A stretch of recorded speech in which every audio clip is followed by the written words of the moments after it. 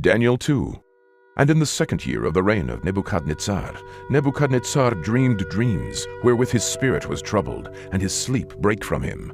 Then the king commanded to call the magicians, and the astrologers, and the sorcerers, and the Chaldeans, for to show the king his dreams. So they came and stood before the king. And the king said unto them, I have dreamed a dream, and my spirit was troubled to know the dream. Then spake the Chaldeans to the king in Syriac, O king, live forever. Tell thy servants the dream, and we will show the interpretation. The king answered and said to the Chaldeans, The thing is gone from me.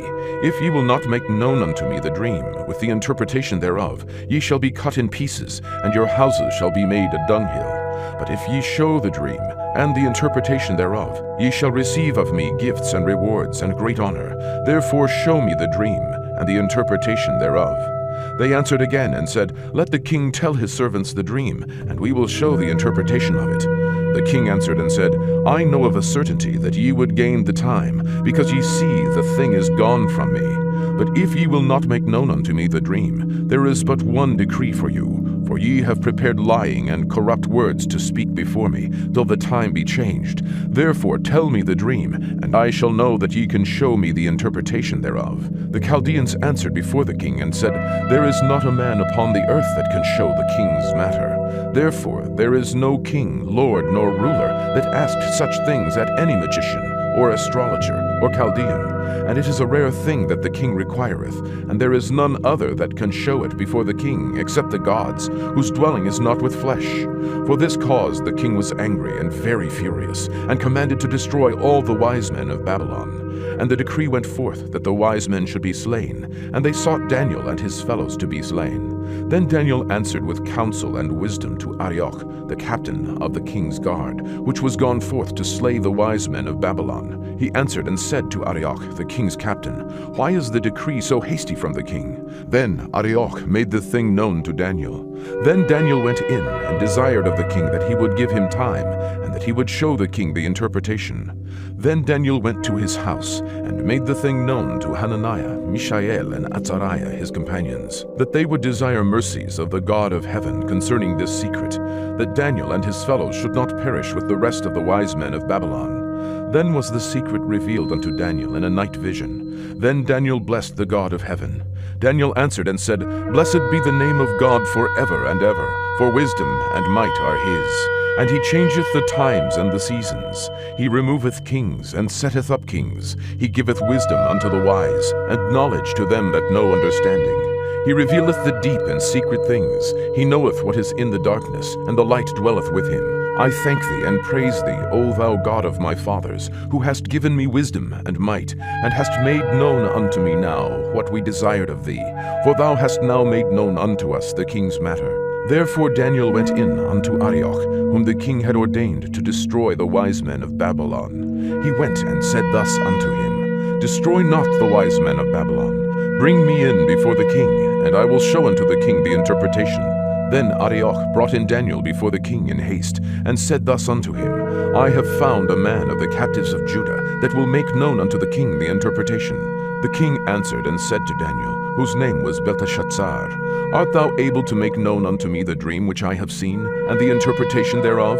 Daniel answered in the presence of the king and said, The secret which the king hath demanded cannot the wise men, the astrologers, the magicians, the soothsayers show unto the king. But there is a God in heaven that revealeth secrets, and maketh known to the king Nebuchadnezzar what shall be in the latter days. Thy dream and the visions of thy head upon thy bed are these.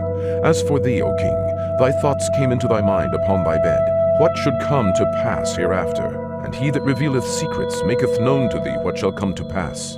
But as for me, this secret is not revealed to me for any wisdom that I have more than any living, but for their sakes that shall make known the interpretation to the king, and that thou mightest know the thoughts of thy heart. Thou, O king, sawest, and behold, a great image. This great image, whose brightness was excellent, stood before thee, and the form thereof was terrible. This image's head was of fine gold, his breast and his arms of silver, his belly and his thighs of brass, his legs of iron, his feet part of iron and part of clay. Thou sawest till that a stone was cut out without hands, which smote the image upon his feet that were of iron and clay, and brake them to pieces. Then was the iron, the clay, the brass, the silver, and the gold, broken to pieces together, and became like the chaff of the summer threshing floors, and the wind carried them away, that no place was found for them. And the stone that smote the image became a great mountain, and filled the whole earth. This is the dream, and we will tell the interpretation therefore before the king. Thou, O king, art a king of kings, for the God of heaven hath given thee a kingdom, power, and strength, and glory. And wheresoever the children of men dwell, the beasts of the field and the fowls of the heaven hath he given into thine hand, and hath made thee ruler over them all. Thou art this head of gold. And after thee shall arise another kingdom, inferior to thee, and another third kingdom of brass, which shall bear rule over all the earth.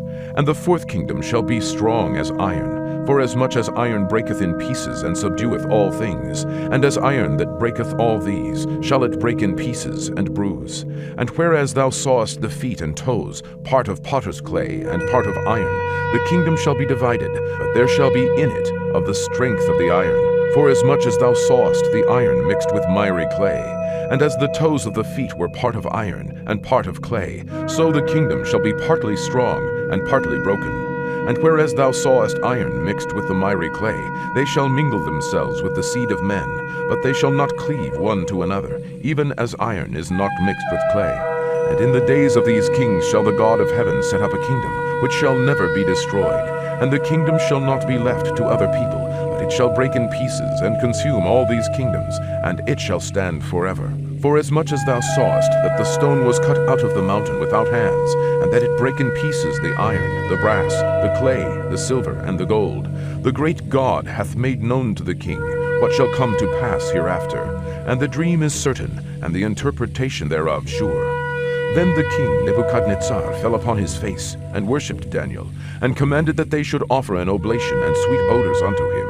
The king answered unto Daniel, and said, Of a truth it is, that your God is a God of gods, and a Lord of kings, and a revealer of secrets, seeing thou couldest reveal this secret.